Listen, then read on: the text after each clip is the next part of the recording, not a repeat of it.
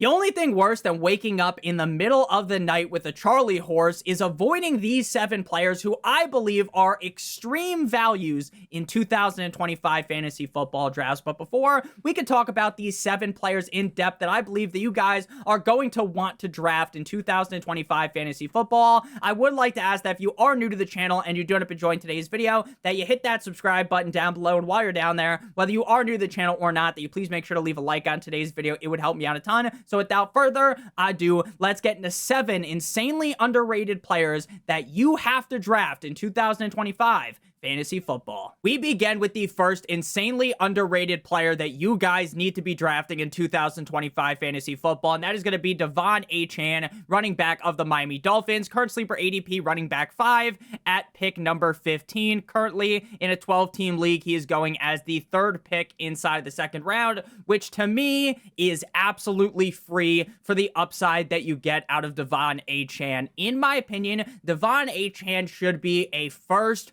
round pick inside of fantasy football drafts. He should be going as a top 4 running back in fantasy drafts inside the 1st round, and he is currently going as the running back number 5 inside of the 2nd round. Last year, he was the running back 5 on the season and the running back 6 in terms of points per game, marking now back-to-back Michael Jordan 96-97 seasons as a top 6 running back in terms of points per game. Incredible, considering the fact that he got an incredibly bad role on the season, right? You flip over the cards. This was not the season that you would have wanted out of the Miami Dolphins. And still, like on Bruce Buffer, De'Von Achane was putting defenses into the 619 Rey Mysterio. He was hitting them with the 5-knuckle shuffle. He only played 11 games last season with Tua Tagovailoa, and those games are going to be highlighted on your screen. Week 1, Week 2 with Tua before he got hurt from Damar Hamlin, he was the running back 3 in Week 1 and then the running back 2. And then we saw a bit of a downward spiral without Tua Tagovailoa, but Tua came back in week number 8 up against the Cardinals, and you know what? De'Von Achane was back as well, running back 2, followed by another running back 2 performance, then the running back 24, running back 6, 7, 13, 14, and the running back 3 in week number 16 up against the Niners. Then Tua is out the final 2 games, running back 35, and then the running back number 8. Now, I get that there is obviously a big difference in quarterback play between Tua and the rest of the quarterbacks in Miami. You don't need to be some genius to figure that out. You don't need to watch every single Dolphins game to realize that, because the stats tell you that. But, and this is a big but, shout out to Mia Malkova, when you are looking at the quarterback room this season, I do believe there is going to be a drop-off if Tua was to get hurt, right? Knock on wood, we don't root for injuries. But if Tua was to get hurt and they had to go with either Zach Wilson or Quinn Ewers, I believe that there will be a much less of a drop-off when you compare De'Von Achane with Tua versus with the other quarterbacks. Now, obviously, the best rollout for this season would be Tua Tagovailoa stays fully healthy. Because if he plays every single game this season, I would be shocked if De'Von Achane was not a top 3 running back. With Tua healthy, De'Von Achane literally could have been the running back number 1 last season. He had 203 carries on the season in 17 games, 11.9 per game. He ranked 22nd in carries. He was 20th in rushing yards with 907, but his big plays, his best work is done with the receiving game. 87 targets last year, 2nd at running back, 78 receptions, 1st at running back, 592 receiving yards, 1st at running back, and 12 total touchdowns, 8th. So with the Dolphins hopefully keeping Tua healthy for the whole season, with seemingly a slightly better offensive line, last season De'Von Achane had the 31st best run blocking rating at the running back position. There's 32 teams, so obviously that is not good at all. Again, do I think that the Dolphins offensive line is now some unstoppable force, some brick fucking wall, the Great Wall of China, the Great Wall of Miami? No, I don't think that. I don't think the offensive line is that good, but I do think we'll get better play out of them. De'Von Achane is a very efficient running back, 10th in yards per touch, 7th in yards per touch, and he was 22nd in game script last season. So again, if Tua Tagovailoa stays healthy, the upside really is the moon. The upside is the running back number 1 on the season. If Tua gets hurt, I believe that the quarterback play will be much better and Devon Achane will be much more sustainable. So right now, going inside the second round of fantasy football drafts, I think Devon Achane is a smash pick. And honestly, if people start catching on to Ashton Genty and CMC and they start going above Devon Achane, then Devon Achane might actually stick inside the second round all summer long, and that is going to be a humongous big value in fantasy drafts. Next value is going to be Jalen Stop It Hurts, quarterback of the Philadelphia Eagles, sleeper ADP quarterback 4 at pick 38, currently coming off the board in a 12-team league as the second pick inside of the 4th round. Now, last season, I was banging the drum aggressively for Jalen Hurts. I loved Jalen Hurts last season, and sure, he did definitely disappoint based upon where you drafted him.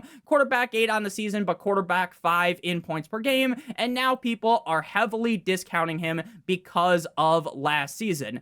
This is a quarterback who, over the last 4 seasons, has yet to fall outside of the top 6 at the quarterback position, and you don't even have to draft him inside of the first 3 rounds like you would have to with Josh Allen, like you would have to with Lamar Jackson, or like you would have to with Jaden Stormy Daniels. So you are getting a solid discount inside the 4th round on Jalen Hurts. And again, this is a guy that in 4 straight seasons has yet to fall outside of the top 6 in points per game. 2024, quarterback number 6 in points per game. 2023, quarterback number 2. The season prior in 2022, quarterback number 1. And then 2021, quarterback number 6 in terms of points per game. To me, Jalen Hurts is an incredibly safe quarterback bet inside the 4th round, while also having the upside to become the number 1 quarterback in fantasy football. And again, the reason why I like him so much is because the fantasy industry right now has a gap between him and the top 3 quarterbacks, whereas I have Jalen Hurts in the same tier at the quarterback position as Lamar Jackson, as Josh Allen, as Jaden Daniels. This is a Philadelphia Eagles offense that is going to be very run heavy, and I know that hurts most quarterbacks, right? If your team was super run heavy, you'd be a little bit nervous, but guess what? Jalen Hurts is one of the best, if not the best, rushing quarterback inside of the National Football League. Last year, he was 1st in carries. He was 3rd in yards, so 150 carries, 630 rushing yards, and 14 touchdowns, 1st at the quarterback position, all while his running back scored 1 zillion fucking touchdowns as well.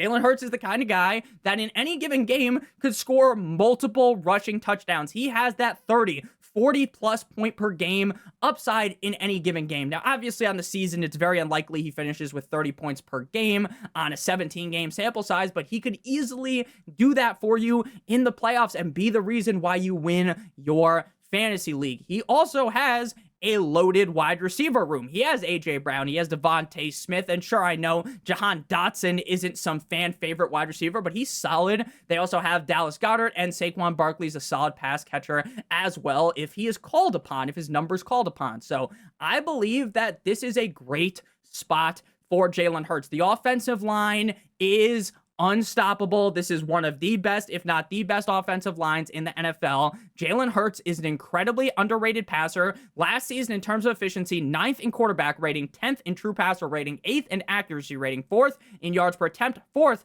in true completion percentage, and 9th in red zone accuracy rating. So while a lot of people like to call Jalen Hurts a running back, and sure, that's great for fantasy because he has all this rushing upside, but he's also a much better passer than virtually everyone outside of Eagles fans will give him any credit for, and I believe that is ludicrous. That is something we need to start throwing more respect towards Jalen Hurts. 15 games played. He missed 2 games with a concussion. He had 361 passing attempts, 22nd at quarterback, 2,903 passing yards, 20th at quarterback, 18 passing touchdowns, which I definitely think could increase in 2025. Just 5 interceptions, and again, 150 carries for 630 yards and 14 passing touchdowns. Again, he has a loaded wide receiver room, a talented tight end in the red zone, and he gets free rushing touchdowns by the tush push. They haven't banned it yet. Sure, maybe it'll get banned a couple years from now, or maybe even next year, and then I'll be sitting here and being a little bit cautious about Jalen Hurts because he's not getting those free touchdowns. But guess what? It's not banned yet, and I'm going to be taking full advantage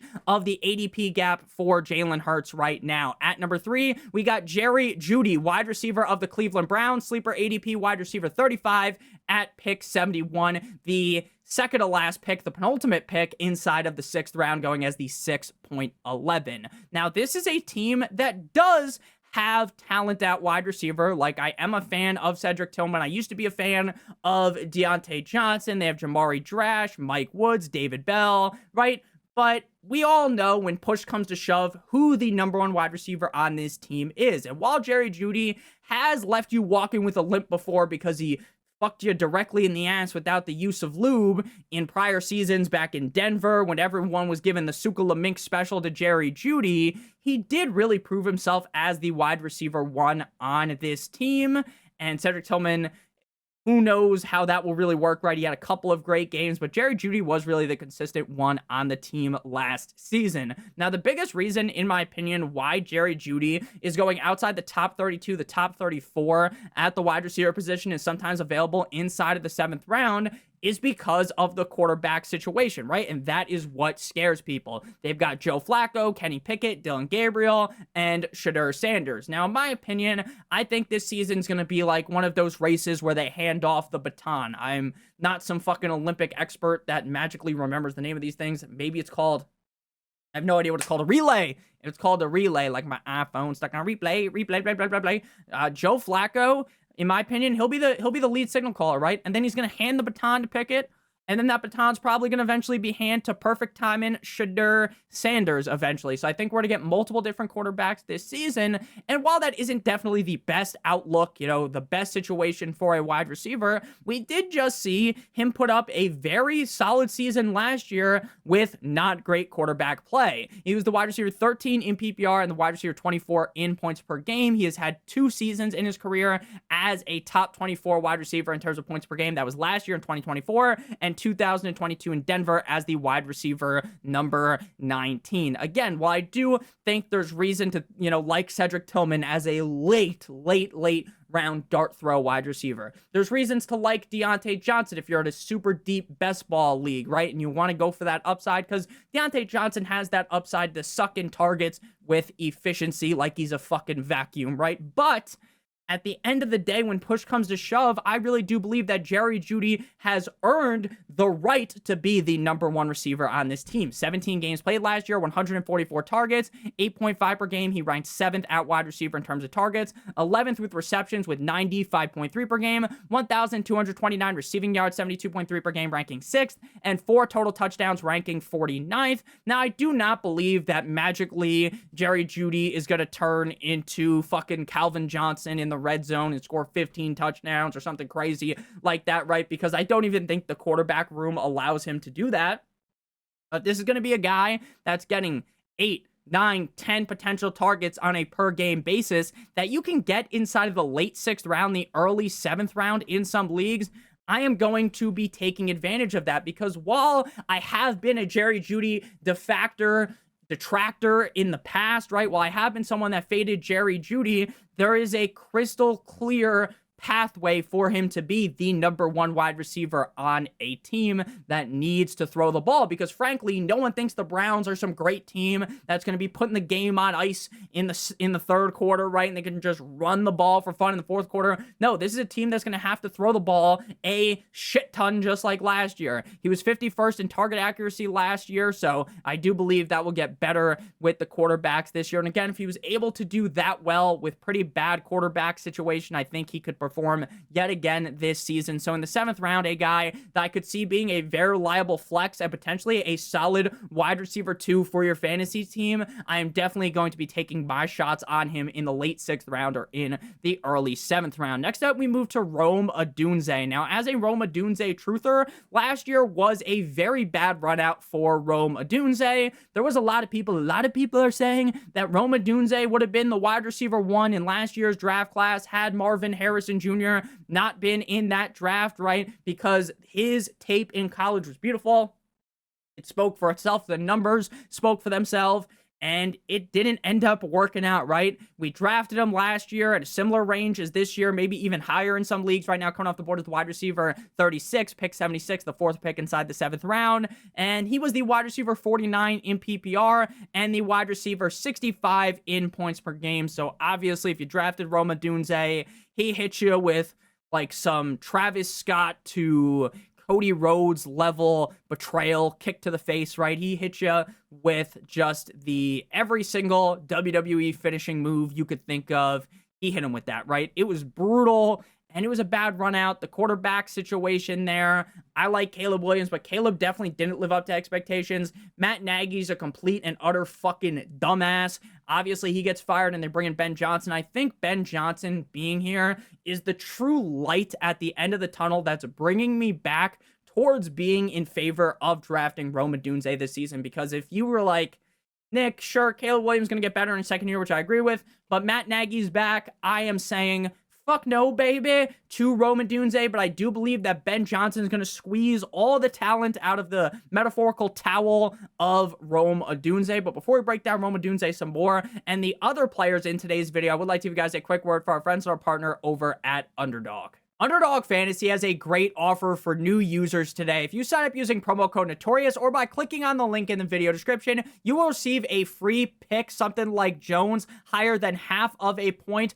plus a first-time deposit offer of up to $1,000 in bonus cash. Underdog is my favorite place to do best ball drafts all summer long. Their main tournament over on Underdog is going to be Best Ball Mania. $15 million in total prizes, $2 million to first place. You don't know what best ball is? It's the best part about fantasy football. It's the draft, and that's it. There's no waivers, no trades, or no in-season management. Underdog automatically puts the highest scores into your lineup every single week. They also offer other contests that aren't just $25 to enter like BBM. There are lower price entries as well as higher ones. So make sure you guys check out Underdog and come draft with me. Use promo code Notorious or click on the link in the video description for your free pick, plus a first-time deposit offer of up to $1,000 in bonus cash. Back on into things, Rome Odunze. Again, not good last season. 101 targets, which you do like, right? But only 54 receptions, 734 receiving yards, and 3 total touchdowns. Now, we did see some sparks out of Rome Odunze, right? He wasn't just invisible all season long. He didn't just have an invisibility cloak on him. But ultimately, that was not what we wanted if we drafted Rome Odunze, obviously. This is not how I would have projected his rookie season to go. Now, I get they bring in Luther Burden on the team, and some people are going to start running around with the chicken with their head cut off, very scared. DJ Moore never sounded really positive about his role in the offense. I read a couple of reports where like DJ Moore isn't sure if he's even in the same role as like the lead receiver on the team. So I think that kind of speaks to how Rome Odunze is viewed in this locker room and how he is viewed as potentially the alpha wide receiver on this team. And I've seen a lot of stuff about DJ Moore potentially getting traded. Now, again, I'm not going to sit here and be like, oh, it's a lock that DJ Moore gets traded, but maybe he gets traded in the middle of the season, right? That is at least something to mention. Now, if you actually look at this tweet that's on your screen right now from Fantasy Points Data, bad luck or bad quarterback play, percent of open air yards that were uncatchable plus minimum 500 open air yards. Adonai Mitchell, AD Mitchell for the Colts, 52%. Rome Odunze, 48%. And Xavier Worthy, 47%. Do you mean to tell me that the quarterback play really did weigh down Rome Odunze's upside, that there were so many balls thrown his way that were fucking soaring and flying like that High School Musical song, because there's not a spot in heaven that we can't reach, right? Where the ball isn't even anywhere in the same stratosphere as Rome Odunze. So I think there are brighter days ahead. This is a clear bet on talent pick. You're betting on Ben Johnson fixing everything like a fucking marionette, figuring everything out, and Rome Odunze being the guy that we thought he was. That is why you're drafting him at this spot. Next up, we got Tyrone Tracy, running back of the New York Football Giants. Sleeper ADP running back 29 at pick 80, the 8th pick inside of the 7th round. Now, Tyrone Tracy was one of my favorite late round picks last season. If you're watching the Notorious Fantasy YouTube channel, then you probably drafted Tyrone Tracy, because I was legitimately giving this guy fellatio metaphorically through the screen. I was talking up Tyrone Tracy. I said Tyrone Tracy is the #1 running back in New York for the Giants. I said it might take some time, but eventually he's that guy, pal. And obviously that is how things ended up going. And if you picked up Tyrone Tracy or if you drafted him, you were feeling good. Now, was he necessarily the greatest pick ever? No, because he wasn't like this league-winning running back, but he did show some upside. Now, a lot of people are going to be like, Nick, Don't you know that Tyrone Tracy got a new teammate named Cam Skataboo? Cam, I'm a scat man, drafted inside the 4th round. Yes, I do know that. But Cam Skataboo isn't necessarily this league-altering prospect. Now, do I think if Cam Skataboo became the lead back, and if they're like, fuck you, Tyrone Tracy, sit in the cuck chair, it's Skataboo time, could Skataboo be successful? Yeah, I think he could, but 40-yard dash in the 17th percentile, 24th percentile speed score, that's not very good. Now, again, I think Cam Skataboo would be fun, if something happened to Tracy, knock on wood, or if he really became the starter on the team. But I think this is Tyrone Tracy's job to lose in New York with the Giants. And Tyrone Tracy last year, he played in 17 games. He was running back 26 in PPR, 34 points per game, but he didn't see a solid snap share until week number 5. So in my opinion, in reality, he really only started 13 games. Highlighted on the screen are his 3 top 12 finishes. Now, obviously, having only 3 out of 13 games inside the top 12 isn't anything league-altering, right? Wasn't league-winning, but it is just a positive note to look upon. Hey, that was his rookie year. Maybe that is something to build on for Tyrone Tracy. So week 6, I apologize, up against the Bengals. Running back 5, week 8 up against the Steelers, not the best matchup, but he was the running back 7. And then in week 14 up against the Saints, he was the running back number 11. So you have seen last year the upside that is there. And while I know this isn't the best quarterback room in history, while I know not a lot of people want to sing the praises, hallelujah, of Mr. Unlimited Russell Wilson, I do believe this quarterback room is better than the quarterbacks that were playing with Tyrone Tracy last season. Like, I'm a big horsecock Drew Lock fan. I think he's a fun quarterback to watch, right? But if I was a Giants fan, I would be dreading watching that motherfucker go out there, right? So I do think that this is a much better quarterback situation. Last year's 25th in carries, 23rd in rushing yards, 13th in targets, 21st in receptions, 23rd in receiving yards, and 27th in total touchdowns. But I really do think there are brighter days ahead for this Giants offense for Tyrone Tracy. And as long as he is the lead back on the team, right? If we're in late August and they're like, oh, it's Cam Skataboo season, he's the number 1 running back, then I'm just going to run away from this take.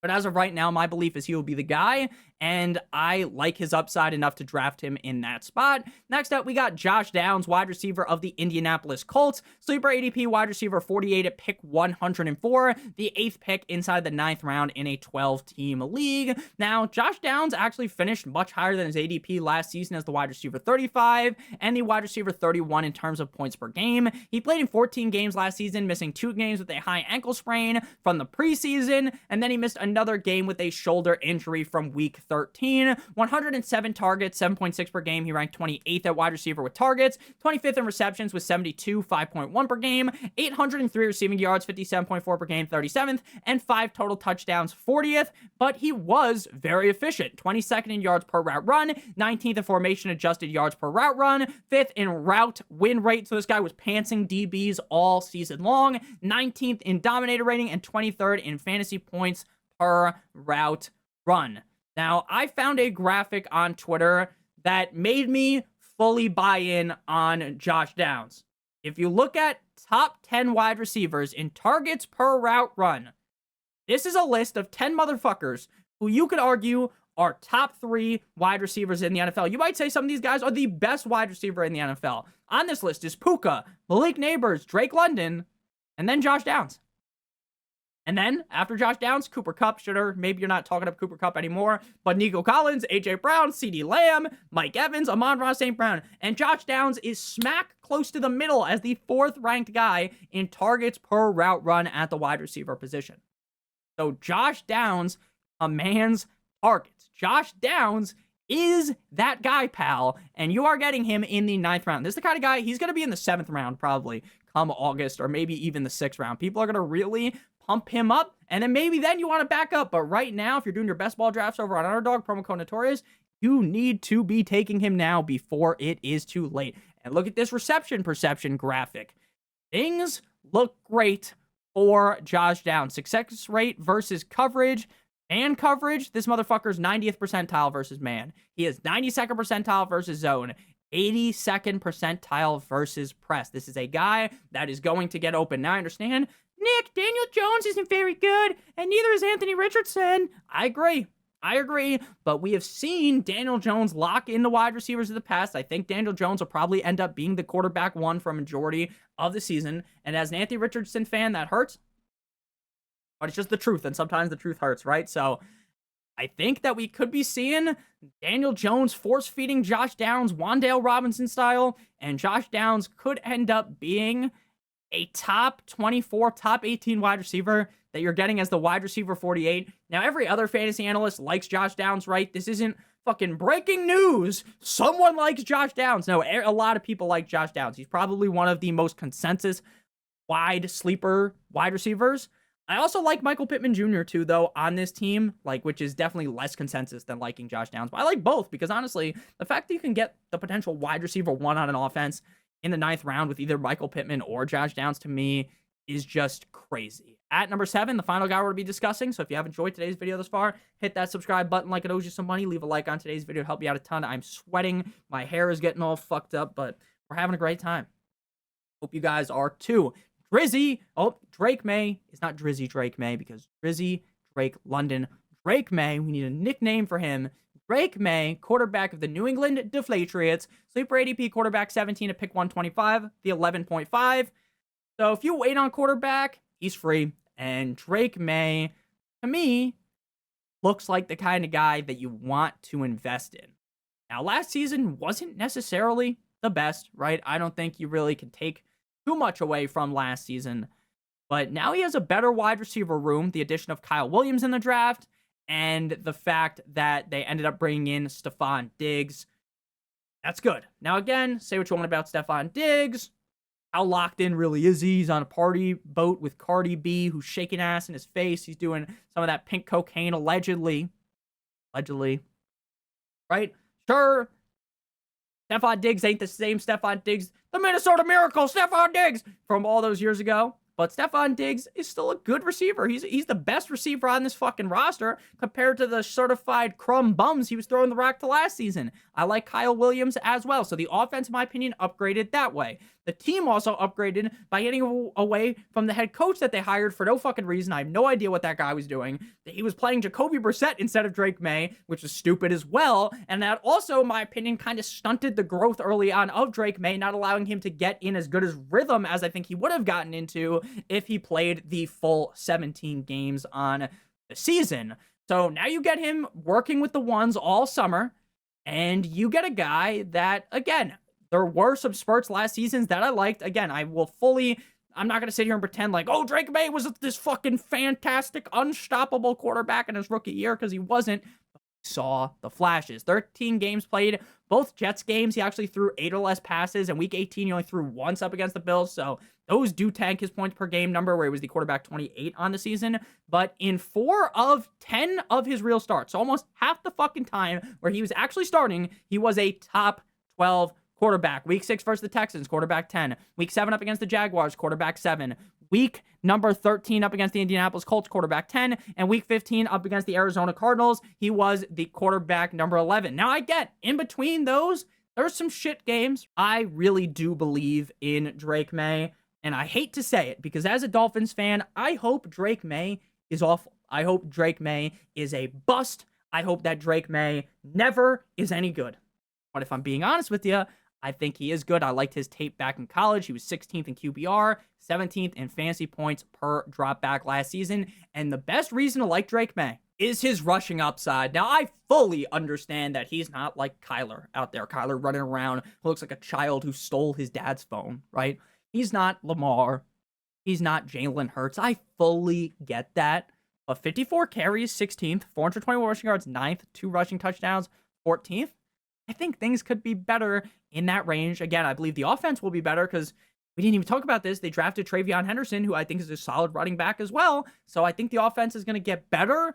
And I liked what I saw out of Drake May. Again, the numbers don't just jump off the page, right? He wasn't this super safe quarterback one last season, But now coming off the board again, free as the quarterback 17, Phase Apex quarterback 17. I am feeling real nicey on Drake May, especially if I'm on like a super flex league and he's my quarterback too. I am fucking going helicopter mode with my wee after getting Drake May. So I love you guys all so much. I hope you did up enjoying. If you did, make sure you guys hit that subscribe button down below. Leave a like on today's video to help me out a ton. If you want to follow me on Twitter, please do so at NotoriousFantasy. Check out one of the videos I just created if you haven't seen it already. I love you long time. Have a great one. And as always, good boy.